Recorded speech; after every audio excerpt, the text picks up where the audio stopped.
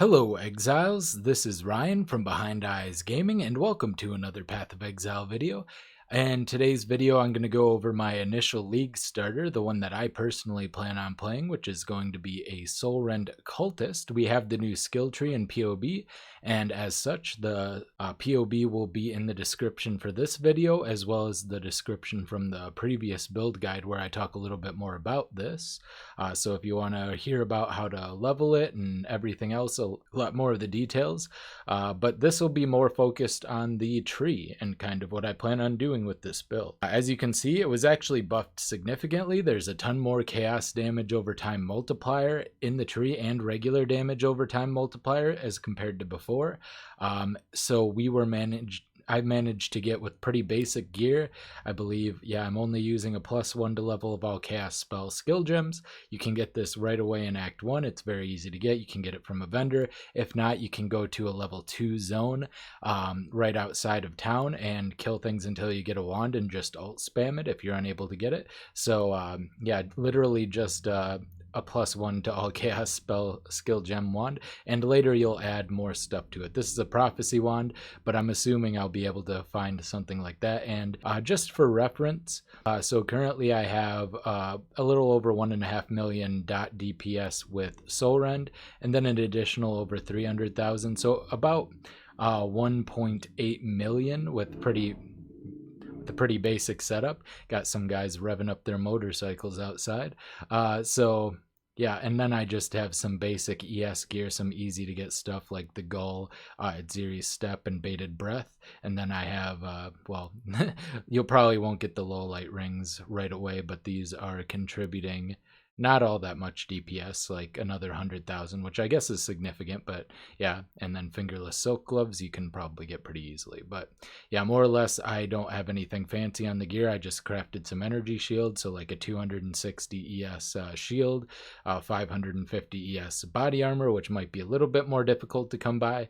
You can also just use, instead of that, you can go ahead and use Shavronne's wrapping if you do happen to get it. But I've taken measures to where I can go low life, and I should be absolutely fine without using Shavronne's wrappings because of some new trees. So let's talk about the new mastery stuff. There's lots of cool stuff here. So when leveling, we're going to go through the spell damage. We're going to kick over through here later on if you want. Since we have plenty of damage, you can actually just go through the ES stuff and spec out of the spell damage stuff as well, which might save you a lot of points because you don't necessarily need to go through these points either, even though they do give some good all resistance, chance to avoid stuns, although we will be stun immune because of being an occultist. So basically it's just all res and stats, so you're getting 20 strength and dex by going through here. But if you can get your stats other ways, that's fine.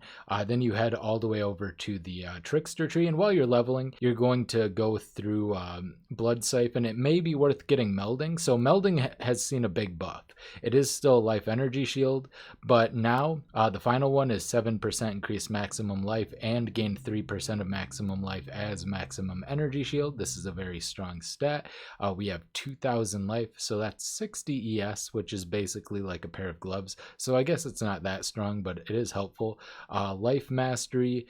There's all sorts of good stuff you can get on here, like you can go ahead and put, I didn't even have this allocated, but you can get 50 max life, which would be really helpful in the early game. You path through the life on this side through heart and soul. Grab this, you're going to have at the end of Act 1 just a ton of life, so that could be pretty big. But anyway, you go through here, go down through blood siphon, then you're going to go through the damage over time. I level using flame wall and explosive trap. I just drop flame walls and let enemies run through them for the first couple acts, and then explosive trap on bosses. You can also use lightning trap because the projectiles actually benefit from flame wall as well. So you just drop flame walls on things and then throw lightning traps, and it does a lot of damage.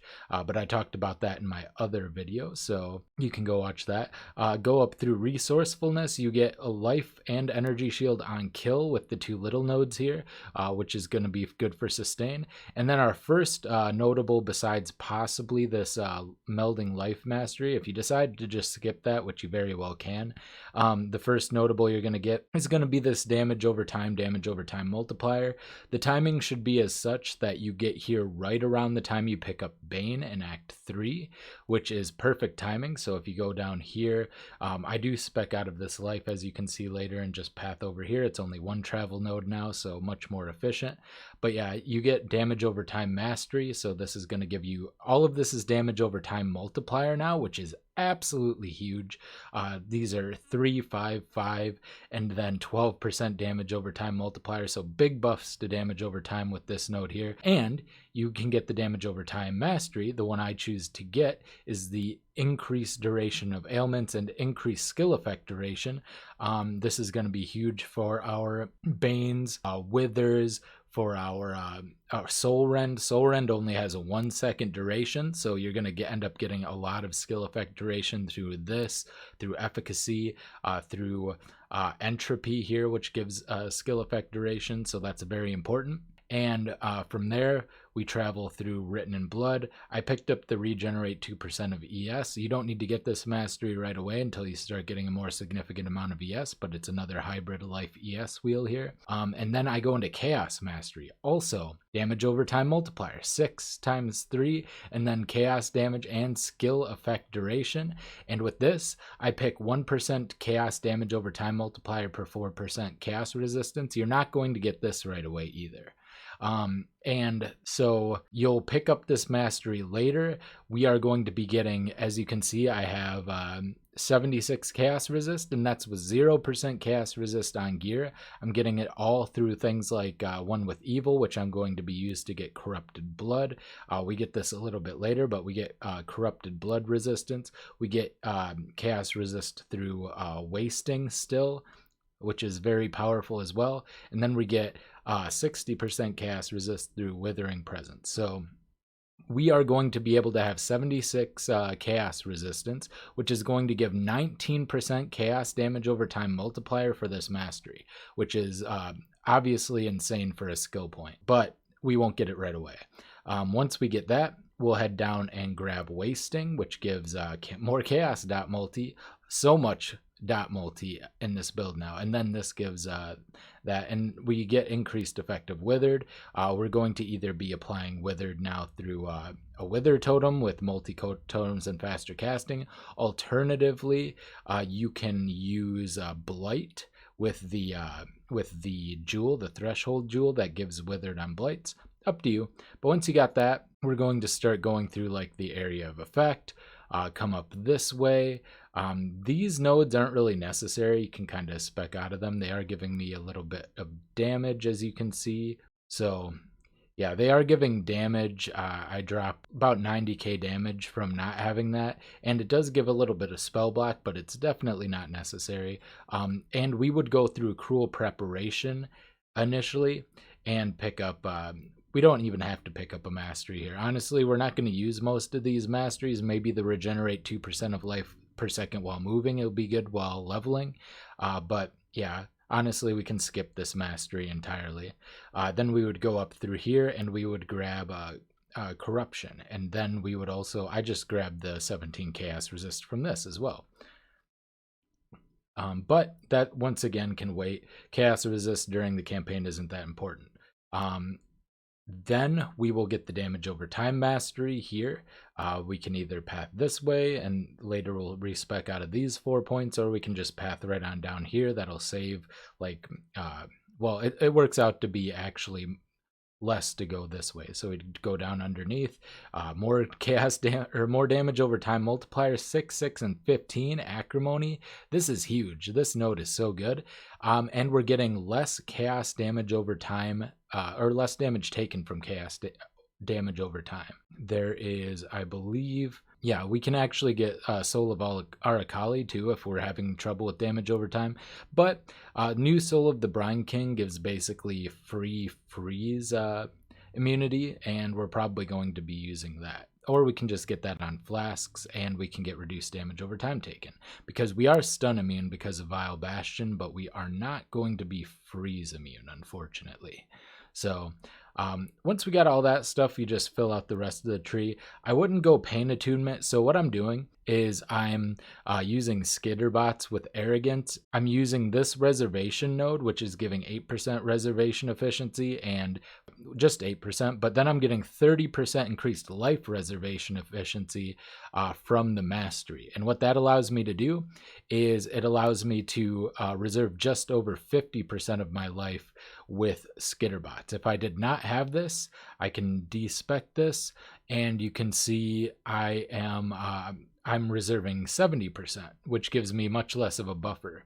So I am currently getting the life reservation. That gives a nice big buffer. And with that, I'm also going to be using this node here. 30% of chaos damage does not bypass energy shield.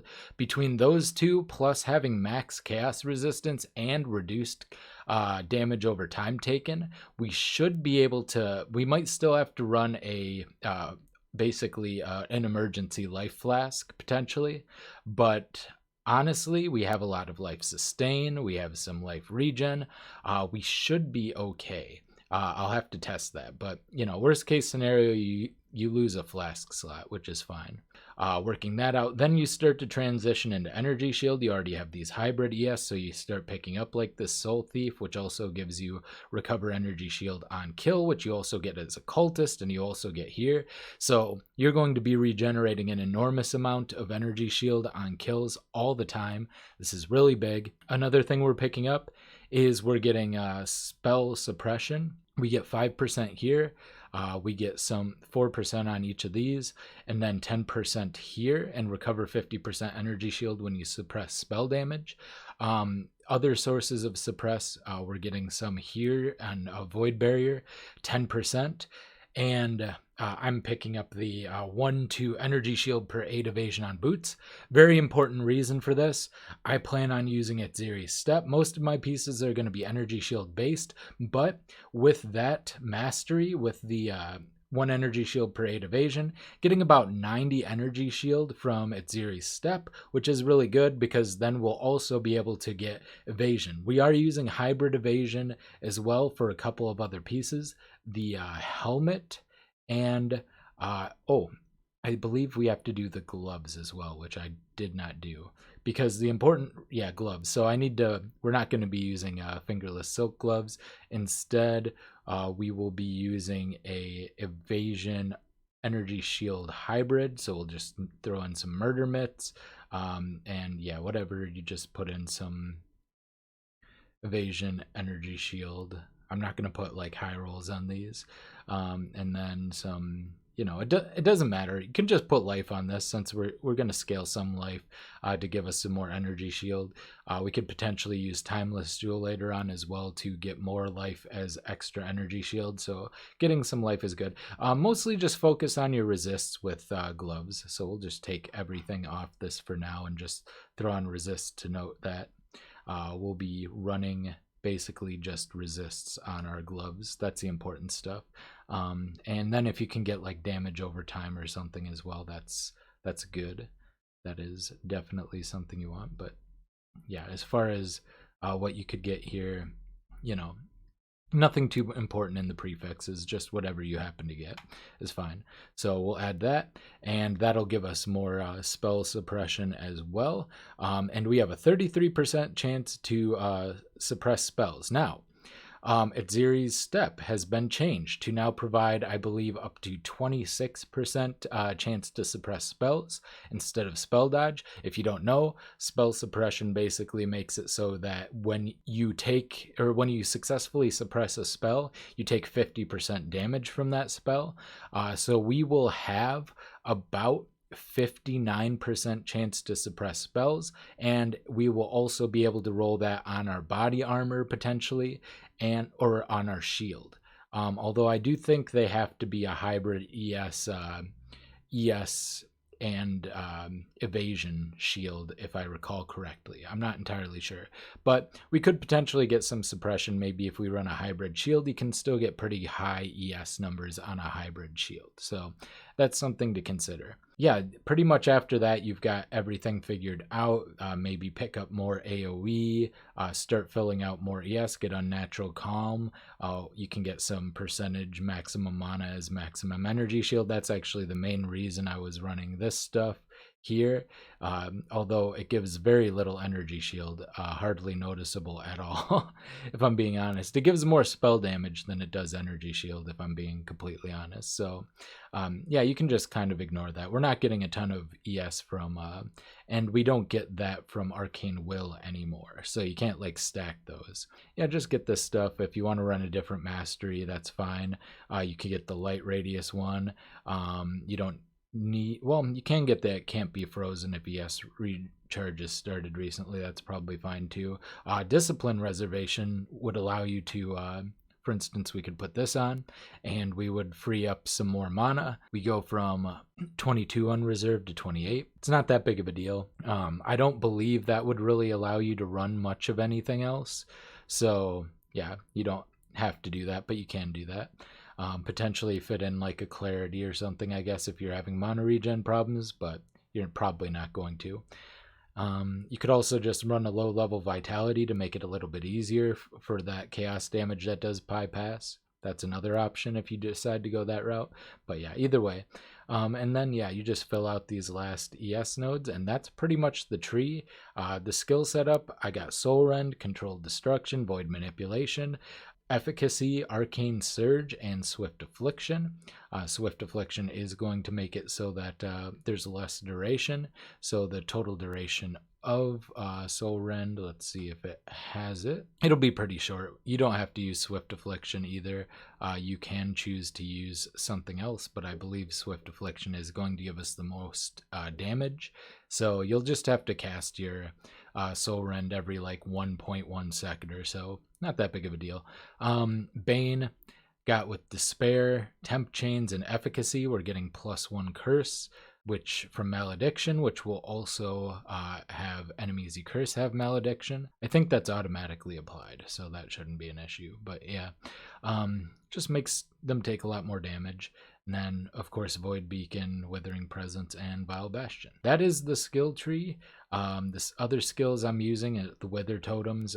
You can use Blight Totem, Malevolence and Discipline, summon Skitterbots on life, and then Blood Rage. Blood Rage helps you generate frenzy charges. We already have a lot of life gain on kill, so we can definitely sustain the degen from that, and a lot of ES on kill and ES leech. So all of the sustain we have ES per second, we have ES on kill, and we have ES leech. ES leech is 622 a second, which is roughly 10% of our ES, almost exactly 10% of our ES. So yeah, I think that's how that works anyway. As far as flasks, whatever you need, honestly. So, you know, obviously you probably are going to want to use a Quicksilver flask of adrenaline if you can. You're going to want to use it to be immune to any ailments that you might need to be immune to. Curses, potentially, curse removal is really nice. So pretty much, it's a pretty easy setup. It's got a lot of damage. That's pretty much all I wanted to talk about. I'll upload the new POB. Hope you enjoyed. This has been Ryan from Behind Eyes Gaming, and I will see you next time. Bye.